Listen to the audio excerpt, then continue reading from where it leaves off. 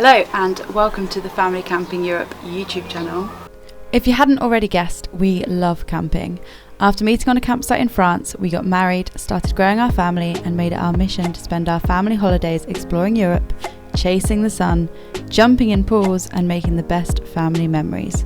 So, if you love camping and exploring too, hit the little subscribe button to keep updated with our hints, tips and reviews. This is my last video from MARVILLA Park's Camping La Vallee in Houlgate, Normandy, France. And I just wanted to give a tour of the campsite, my review of the campsite and any hints or tips that you might need while staying here. So let me show you around the campsite and tell you what I think. Camping La Vallee is a 5-star campsite situated on the Normandy coast. It's extremely popular with British holidaymakers as it's just across the border with only a short drive once you're in France. On arrival at the campsite, we headed straight to the Eurocamp reception desk, which is inside the main reception building.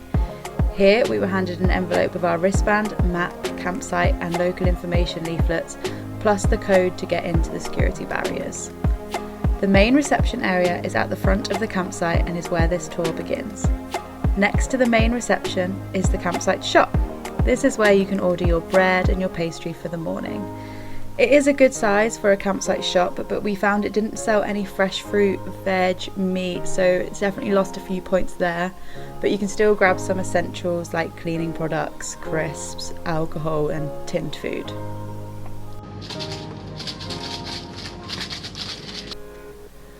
As you come out of the campsite shop, you'll notice on the right hand side a bike hire area with different options to hire and the prices. There's also an animation schedule to find out about Kids Club and evening entertainment, although we were actually given pieces of paper with all this information on when we arrived.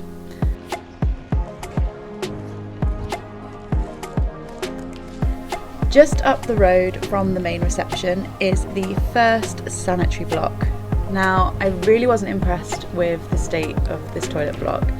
It definitely needs some renovating and more regular cleaning. I found it quite dirty, the toilet roll machines were broken and it just really wasn't well maintained. Also in the same building are the washing machines, tumble dryers, ironing boards, and then right at the back is a games room. We did do quite a bit of washing during our stay. I think we went 3 or 4 times actually, 13 nights with a toddler, so lots of washing. We did manage to find a washing machine, but there were a few occasions when they were all in use, so we did have to wait quite a few times. And it didn't help that there were always some out of use. I don't know if they were broken or waiting repair or waiting for new ones, but yeah, there were like loads out of order all the time. The games room, which is at the back of the wash block, had a wide range of equipment and would definitely be a good activity for the older children on a rainy day, which you can definitely expect a few of when you're in Normandy. Another good rainy day activity, especially for younger children, is the sheltered bouncy castle area. This is located just outside of the sanitary block and we usually found it empty in the mornings, but in the afternoon there would be some boisterous children occasionally, but generally it was quite empty. Next to the bouncy castle were 4 ping pong tables, which are also under the shelter, so that's perfect for rainy days. And then just outside that is the first of 2 parks. Now this park is definitely older than the other one I'm going to show you later, but it's still in great condition and has more than enough to keep a toddler occupied. There's swings, climbing frames, slides, seesaw and this funky rocking pirate ship thing. It's all sanded, so it's a really nice play area for children. Next in our campsite tour you're going to find the swimming pools. We always walked in the locker room entrance as that was on the side that our accommodation was, but there is actually another entrance to the other side too, but we didn't use that one. It always went through the locker room. In the locker room you're going to find showers, toilets and, well, of course, lockers, although we did feel safe bringing our things into the poolside. We didn't have any concerns while we were there. The splash park is new this year and it was definitely one of our favourite places to sit and play with the toddler. It was absolutely perfect for her. She's nearly 3 years old and she loved it. She went down every single slide. The green tunnel slide was 100% her favourite.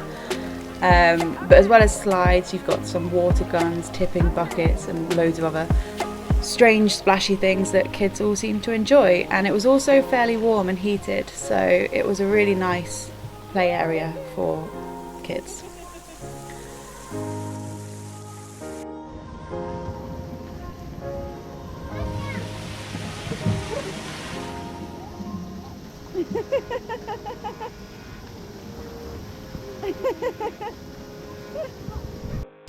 This pool area is amazing, but there is absolutely zero shade whatsoever. Like, no shade at all for loungers. So we are boiling basically. We're covered in as much sun cream as we can and we're just kind of hoping that we'll be okay. We did decide to use the covered pool one day when we didn't have so much sun, and it was so overcrowded and kind of cold. Because the weather was so bad, obviously everyone had the same idea as us and wanted to use the sheltered pool too. But they'd left the sides open, so there was this really windy breeze from outdoors which was quite strong, and it hit us so much that we definitely didn't last long in that pool at all because we were frozen. It's not very deep, is it?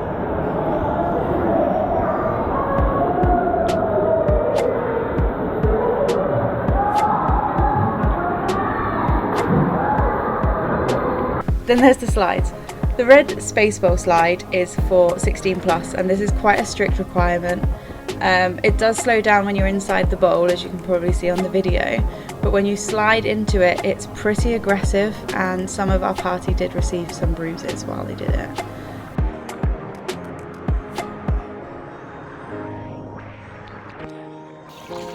There's a slower blue slide and a 2-lane, what we like to call race slide, and then there's a separate water slide too. There's also an outdoor lane pool and a small paddling pool. However, we didn't really get much use out of these because we spent most of our time at the splash park, like I said. Next, I'm going to show you the green park.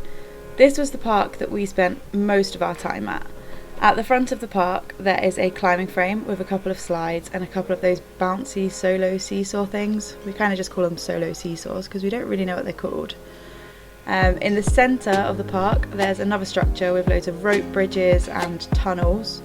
And then at the far end, there's another climbing frame, which looks as though it should have a slide, but instead it has some kind of weird body slide where you put your arms over the top and slide down on your armpits or something. I have no idea. Mike seemed to think he knew what it was, but I didn't have a clue. And it's also really high, so definitely needs constant supervision. Of course, it was our daughter's favourite climbing frame, which meant I was on edge 24/7 that she was going to fall off.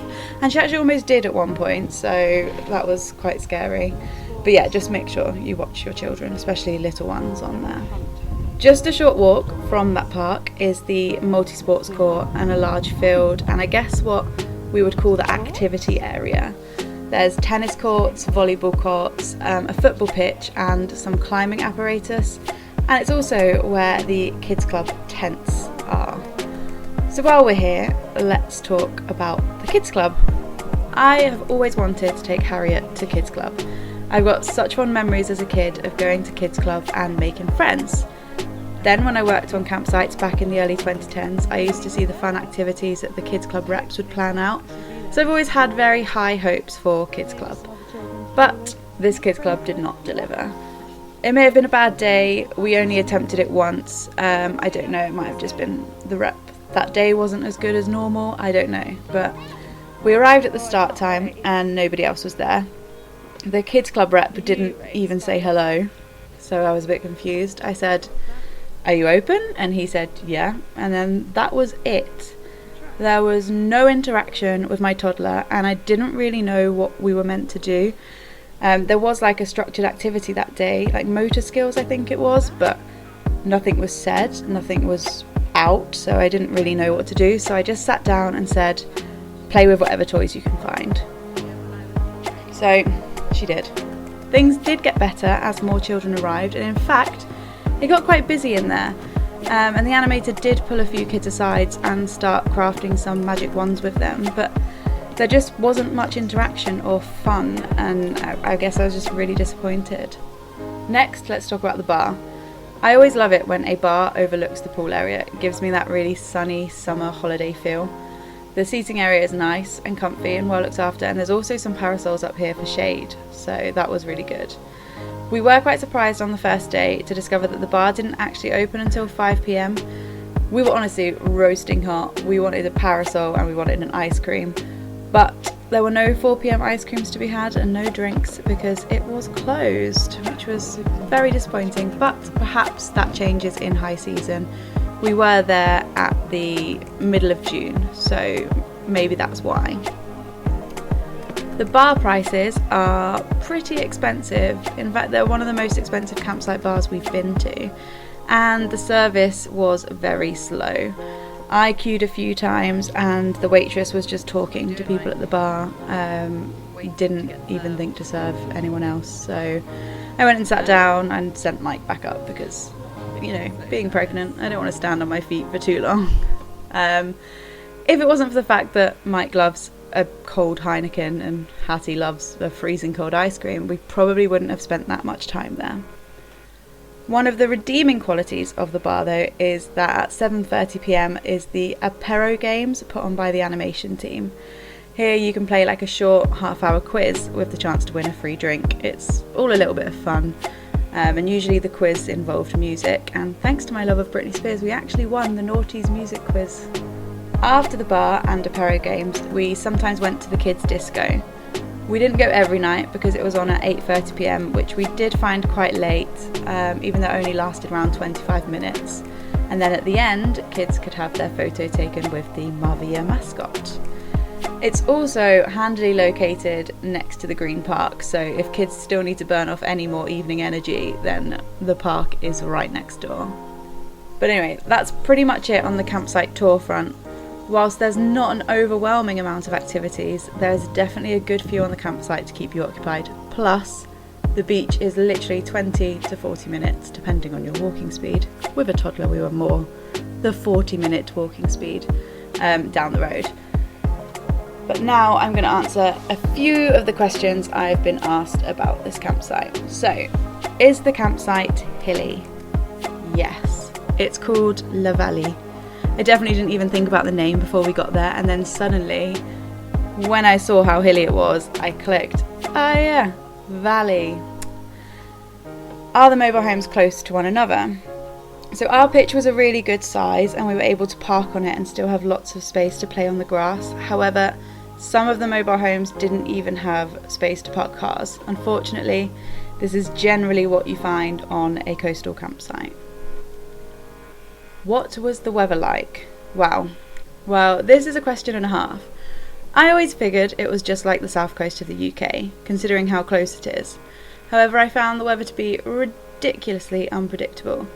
Even more so than the Atlantic coast, which I thought was the most unpredictable weather you could find. The weather report was wrong every single day, and we really couldn't plan any activities in advance because we had no idea what the weather was going to be like. Our first couple of days were during a 30-degree plus heat wave, hence why we struggled without parasols at the pool. And then the next day, we pretty much had an unexpected tornado that tore down trees and smashed loads of furniture. Then the next few days were rainy and grey, and then it seemed to mellow out a bit. So yeah, crazy, unpredictable weather. Is the campsite noisy? We didn't really find the campsite noisy at all. The evening entertainment we could hear from our accommodation, but it didn't really last long, and there was definite silence by 11 p.m. every night. There is actually a train that runs just past the campsite. It's really not regular, and it has like 3 carriages, so the sound doesn't last long, and it's like a once every 2 hours or something. It's not regular at all, but apparently they did have some complaints about it, so if you are concerned by an occasional train, then perhaps it isn't the best campsite for you. What are your overall thoughts on the campsite? We really loved it. It's a great base for exploring Normandy and would be really good for families interested in history to discover the D-Day beaches, memorials and museums. It's so close to Ouistreham Ferryport, so I would definitely recommend it to first timers wanting to try a campsite abroad with their car. I wouldn't recommend it for families looking for guaranteed sunshine and days lounging at the pool or beach, because really you could end up with a whole week of rain. Thankfully, we were very lucky during the 13 nights that we stayed, and we only had minimal days of bad weather. I've explained above a few of the things we didn't like: the dirty sanitary facilities, kids club issues, bar opening times and slow service. But I really have to mention the abomination of a takeaway pizza that we got to. It's laughable now. It cost $9.20 for margarita, which is generally a good price if you're getting a good margarita. But honestly, I think a 5-year-old could have probably made a better one. Maybe I'm a pizza snob, I don't know, but it was not good at all. It was like black on the bottom and crispy, but pale on the top, and yeah, just an abomination. But that being said, there were so many positives about this campsite. The parks, the splash park, the holidaymakers that went there with their friendly children that my toddler played with, the friendly Eurocamp staff that always waved and said hello, the campsite staff that used to go past in their buggies and wave every time. There really was plenty to like at the campsite too. Days out wise, we went on quite a few, but as I've already featured those in our Eurocamping in Normandy vlog, I will leave you to watch that instead, which I think you can probably click a link at the end of this video to find it. Or one in the description, of course. But I think that's everything for today's video. If you do have any questions about the campsite, then drop a comment below and I'll try and help you as much as possible. Or you can join my Facebook group, which I'll put a link in the description. And of course, don't forget to subscribe to explore the next campsite with us, which will be Les Alicorts Resort in the Loire Valley. So I will see you next time.